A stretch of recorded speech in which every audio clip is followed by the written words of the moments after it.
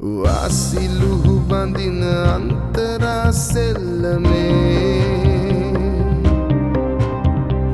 परदुना मिसक नෑයෙක් ජයබිමේ Bandura सेइलमे लियවෙන ඉරණමේ අපටවත් අයිති නෑ අපේ ජීවිතේ දැස වැසෙන නිමේෂේ පවා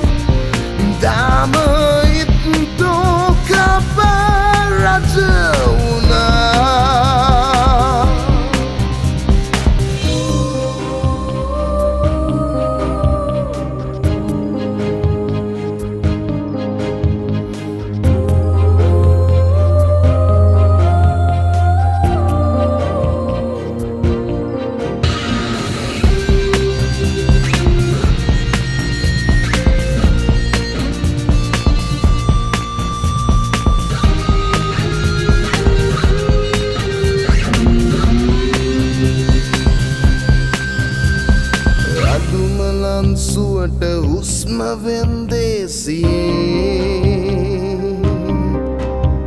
ඔය කිනෙන අයසට තොග පිටින් ජීවිතේ හැරි හිසලු අතේ දුවනවා හිතුමතේ ඇරඹුමක් මිසක නැවතුමක් නෑ වගේ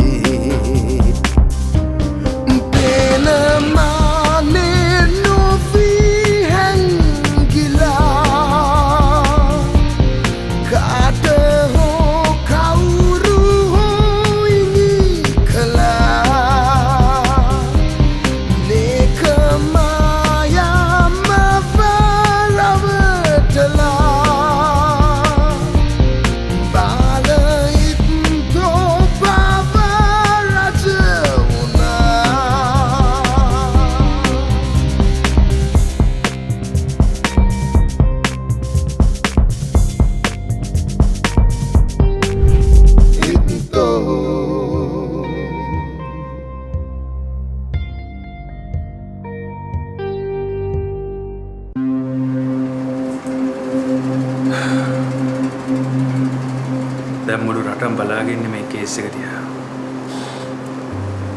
ලොකු තැන් වලින් පවා අපේ ලොක්කට කෝල්ස් එනවා. මේ කේස් එක කවද ඉවරෙන්නේ කියලා අහලා.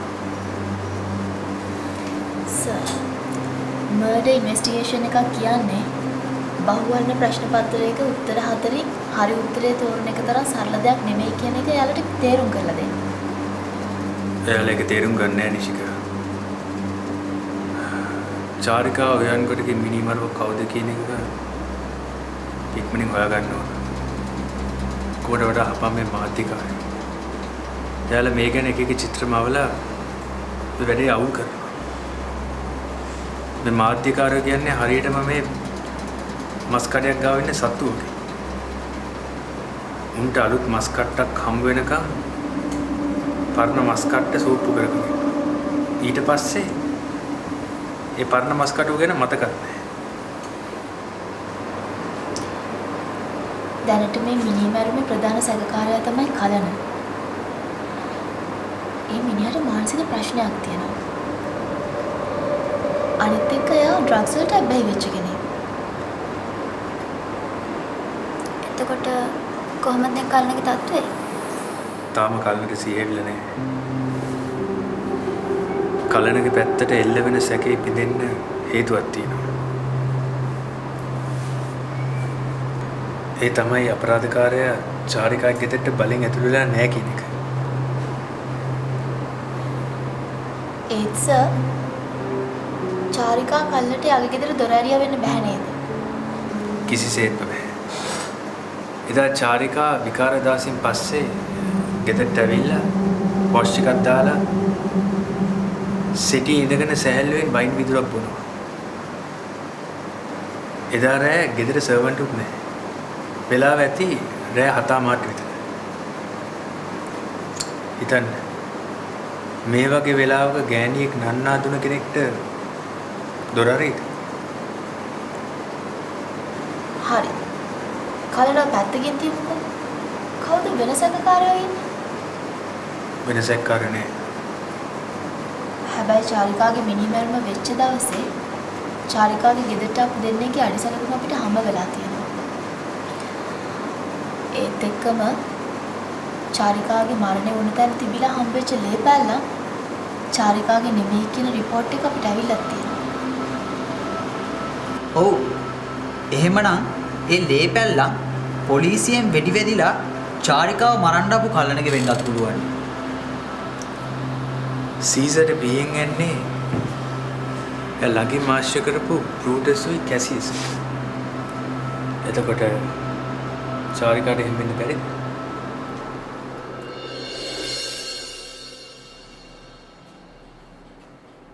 චාරිකාව යංගොඩ කියන්නේ තමු සෑහෙන කාලෙක ඉඳන් ළඟින් ආශ්‍රය කරපු මිතුරියක්. එහෙම නේද? මං චාරිකාව දන්නවා. හැබැයි යමගේ හොඳම යාළුවෙක් නෙමෙයි. අඩු ගානේ අපි දෙන්න එකට ගත්ත ෆොටෝ එකක්වත් නැහැ. මරු යශානි මරු. මේ වා හොඳට කරනවා. මේ පොලිසියට ඔහොම උත්තර දුන්නොත් එතනින්ම වැඩේ ඉවරයි.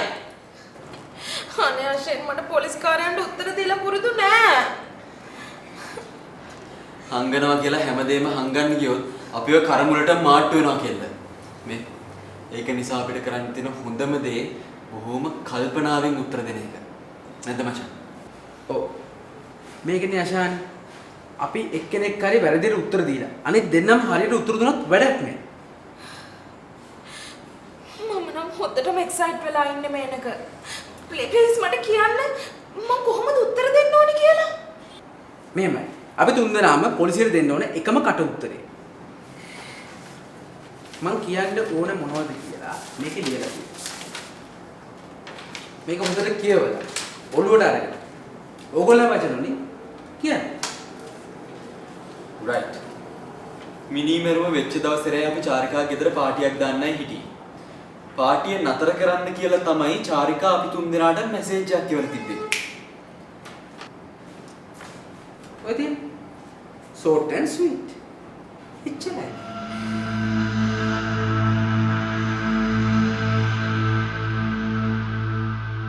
මේනක චාරිකා උයන්ගොඩම හොඳට අඳුරනවා. ඔව් අපි හොඳ යාළුවෝ. චාරිකා උයන්ගොඩ මරණ දවසේ රෑ මේනක හිටියා. නෑ. හැබැයි අපි එහි යන්නේ හිටියේ. ඉතින් ඇයි ගියේ නැත්තේ? චාරිකා මැසේජ් එකක් දාලා තිබ්බා එන්න එපා කියලා. මෙසේජ් එක තිබ්බේ එන්න එපා කියලා නෙවෙයි. වැඩේ නවත්තන්න කියලා. ඔව්. ඒ වගේ මට හරියට වචන මතක නෑ. වචන මතක නැති වුණාට වැඩේ මතකයි. මොකද්ද චාරිකා නවත්තන්න කිව්ව වැඩේ? මේ සැරේ ස්ටාර් සම්මාන වලේ ජනප්‍රිය නිලිය වෙන්න චාරිකාගේ ලොකු හීනයක් තිබ්බා. අපි ඒකට වැඩ කරා. මාසයක විතර ඉඳන් අපි හොඳ කැම්පේන් එකක් කරා. මේ කවුද අපි කියන්නේ? අශේනුයි මමයි යශානි. අපි එදා රෑ පාටියක් arrange කරා. ඒත් හවස මැසේජ් එකක් කියලා තිබ්බා පාටිය කැන්සල් කරන්න කියලා. චාරිකා හදිස්සියෙම පාටි එක කැන්සල් කරේ ඇයි කියලා මේක අහලා බැලුවේ නැද්ද? නෑ. චාරිකා කොහොමද ඒ වගේ වැඩ කරනවා මිස්. මං යාළුවෙක් විදිහට එයාගෙන හොඳට දන්නවා. මේනකයි චාරිකායි හොඳම යාළුවෝ කියලා මේනක නම් කීප සැරයක්ම කිව්වා. මොකක්ද යාළුවා? සාමාන්‍ය යාළුකම අස්සේ. රයිසි. ගෑණියෙකුයි පිරිමියෙකුයි අතර සාමාන්‍ය යාළුකමක් ඇති වෙන්න පුළුවන්. හැබැයි සම්බන්ධයේ යාළුකමක් විදිහට තියෙන්නේ ඕම ටික කාලෙක. ඒක මම අත්දැකීමෙන් දන්නවා. ඒකට ඒක මට අදාළ නෑ. එහෙනම් අදාළ වෙන්නේ අසින්ද? ඔව්. අශේන් චාරිකාට ලං වුණේ වෙන අදහසක්. අශේන් චාරිකාව යාළු කරගන්න සෑහෙන try කරා. චාරිකා අශේන්ගේ අදහස් වලට කැමති වුණේ නැහැ. කොටින්ම කියනවා නම් අශේන් චාරිකාට වදයක් වුණා සර්. උදේ පාන්දර පත්‍ර කඩේට පොලිසියෙන් පැන්නේ බං. මොකද රවිය කේස් එක? උඹේ චාර්ජර් තමයි ඉතින්. චාරිකාගේ මිනිමැරුම ගැන ප්‍රශ්න කරන්නේ. මොකක්? චාරිකාගේ කේස් එකට උඹ කොහොමද ගෑවේ? පොලිසියෙන් අහනවා මගේ පත්‍ර කඩේට දෙව්ලිය පත්තරේ වෙන මාසවල කොපි 25යි ගන්නෙ. ඇයි ගිය මාසෙ විතර 500ක් ගන්න කියලා. උඹ මොකද කිව්වේ? පොලිසිය මගේ බෙල්ල මුලින්ම හිර කරනකොට මම මොනවා කියන්නද අශේන්? මම ඇත්තම කියලා දැම්මා. කොපි 500 අරන් ගියේ උඹ කියලා.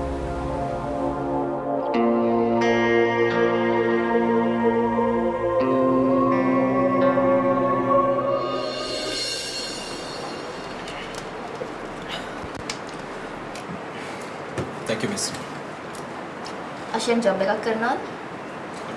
මම රෙස්ටුරන්ට් එකක් තියෙනවා මිස්. හරියටම කොට්ටා හන්දියේ. මේ වෙලාවක මිසිසිරුත් එන ඩිනර් එකකට. දවල්ටද? හා?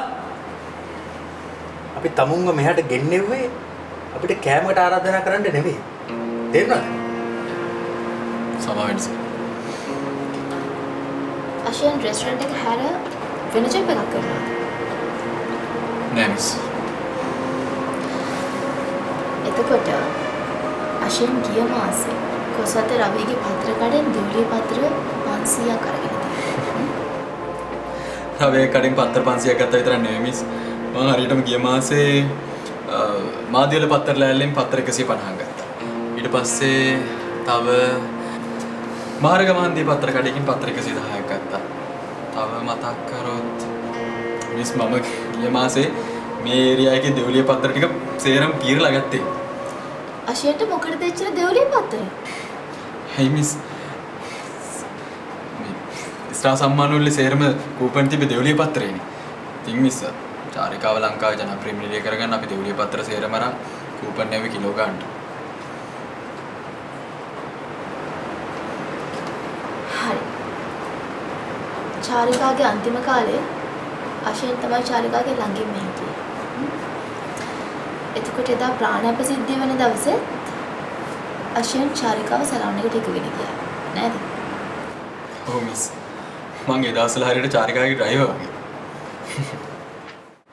එදා සලෝන් එකේ සිද්ධියෙන් පස්සේ චාරිකා ගෙදර ගියේ තමුන් එක්ක. එදා රෑ 7:40ට තමුන් චාරිකාත් එක්ක චාරිකාගේ ගෙදර හිටියා. නෑ සර්. මං හරියටම චාරිකාව ගෙදර ගාවින් බස්සලා මං රෙස්ටුරන්ට් එකට ගියා. මොකද එදා රෑ පාටිය වැට්ටි කැරේන්ජ් කරගන්න. ඔන්න ඒ වෙලාවෙම තමයි චාරිකා මෙසේජ් එකක් දැම්මේ පාටිය වැඩි කැන්සල් කරන්න කියලා.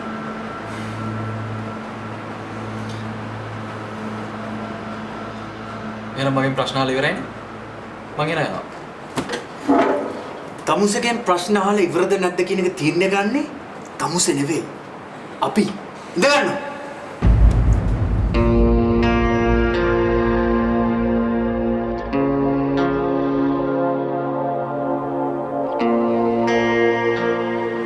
ආරච්චි තමසේගේ යාළුවගේ තමසේ චාරිකාගේ පස්සෙන් ආදරේ ඉල්ල වදයක් වුණා කියලා.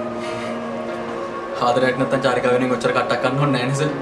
හැබැයි මේනකයා කියපු විදිහට මං චාරිකාට වදයක් නම් උන්නේ නැහැ. සර් චාරිකාගේ මගේ ලව් ඇෆෙයාර් එකක් තිබ්බා. හැබැයි සර් මගේ චාරිකාගේ ඇෆෙයාර් එකට මේනකයා මාර ජෙලස් එකකින් හිටියේ. ඔන්න ඕකනම් සර් චාරිකාට ලොකු විශ්‍රාදයක් කළා තියෙනවා.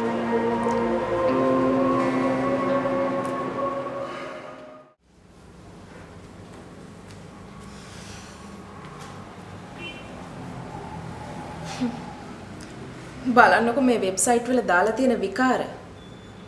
මෙයාලා චාරිකාගේ මර්ඩර් එක ගැන නිවුස් ලියනවා නෙමෙයි, නිවුස් මවනවා. ඇත්තටම මිස් තාම හරිමිනී මෝරුව පොලිසියෙන් හොයාගෙන නැද්ද? මම නම් හිතන්නේ මිස් එදාට සලන් එකට පැනපු පිස්සා තමයි ඔක් කරන්න නැත්තේ. අම්මෝ එදා සිද්ධිය මතක් ඇද්දි මගේ ඇඟ තාම වෙවුණා. බලන්නකො මේ වෙච්ච සිද්ධියෙන් පස්සේ අපේ සැලොන් එකට වෙච්ච පාඩුව. දැන් කස්ටමර්ස්ලගෙන් භාගයට භාගයක් එන්නේ නැහැ. කලින් දාලා තිබ්බ අපොයින්ට්මන්ට් සේරම වගේ කැන්සල් කරලා. අපේ අම්මත් කිව්වා මට ජොබ් එක අතහැරලා ගෙදර නතර වෙන්න කියලා. බය වෙන්න එපා කෙල්ල. තව සති දෙකක් විතර යද්දී මේ සේරම ප්‍රශ්න විසඳෙයි. දැන් අපි ලන්ච් ගමු.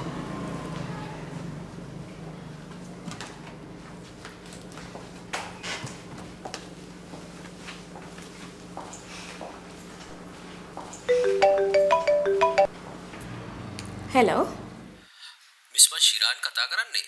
මිස් චාරිකා මිස්ගේ SMS කැම්පේන් එක බාර දුන්නේ. අපිට චාරිකා නැති වෙච්ච එකේ දැන් මොන SMS කැම්පේන්ද මල්ලි? නෑ මිස් වෙන ප්‍රශ්නයක්. අද උදේ මගේ ඔෆිස් එකට පොලිසියෙන් ආවා.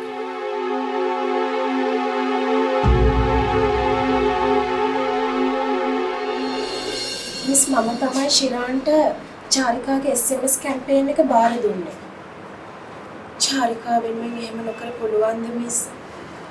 SMS ලක්ෂ 2ක් ගහන්න මමයි බාර දුන්නේ. ගිය සැරේ ස්ටාර් වෝඩ් එකේ චාරිකා ජනප්‍රියම නිලිය වෙනකොට SMS කැම්පේන් එක කළේ යාලා. යාළුවා වෙනුවෙන් යෂානි ගොඩක් ඉදන් කරලා තියෙනවානේ. නැතුව මිස්. චාරිකා කියන්නේ මගේ යාළුවෙක් නෙමෙයි සහෝදරියක් වගේ. අනේ මේ හිටපු චාරිකාට වෙච්ච දේ හීනකින්වත් හිතපු දෙයක් මේක.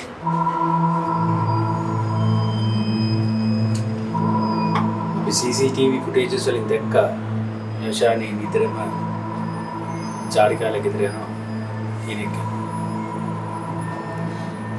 ඇත්තම කිව්වොත් සැලොන් එකේ වැඩ ඉවර වෙලා මං හැමදාම වගේ ගියේ චාරිකාලගේ ගෙදර. ඒ චාරිකාව ජනප්‍රියම නිලිය කරන කැම්පේන් එකේ වැඩවලට.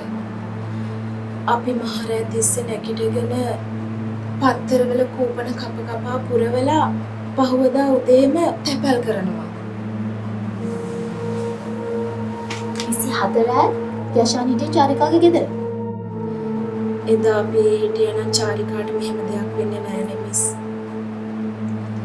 එදා රෑ චාරිකාගේ ගෙදර පාටි එකට අපි සේරම ලෑස්ති කරලායි තිබුණේ.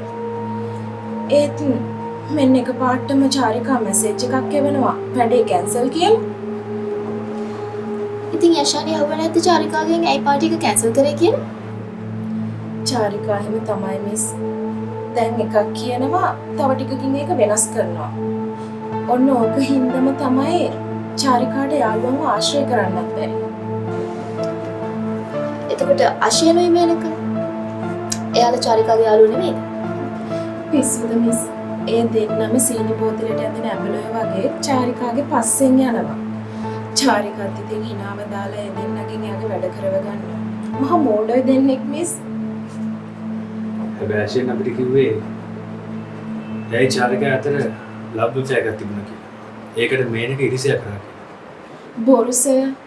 ඔය අශයනුයි මේනකයි පොර කුකුල්ලු දෙන්නෙක් වගේ චාරිකාගේ ලව් එක දිනා ගන්න නිතරම මරා ගන්නවා. චාරිකාත් ඉතින් ඒ දෙන්නව ෆෝන් කරලා ආතල් ගන්නවා. හැබැයි ඇත්තටම චාරිකා ඒ දෙන්නව චුට්ටක්වත් කියා කලේ නැහැ. එයා කැමති උනේ ලොකු අතු අල්ලන්න. එතකොට චාරිකා කාටද ඇත්තටම ආදරය කරේ? අපිට ඇත්ත කිය. හස්තික දුනුවිලට. දුනුවිල මහමැතිතුමාගේ පුතාට.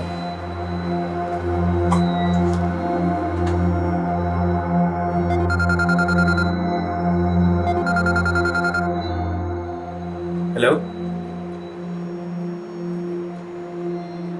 හරි.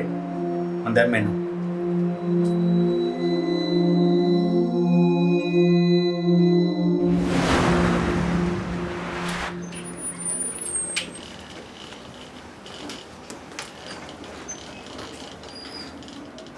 කාලා දැන් කොහමද? සනීපද?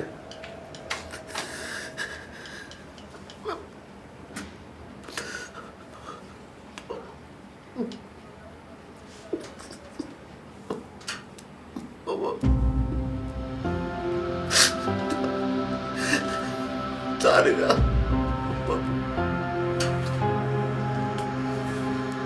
Chariga, Chariga, I'm gonna marry a mama. Chariga. Punya guru dari Papa.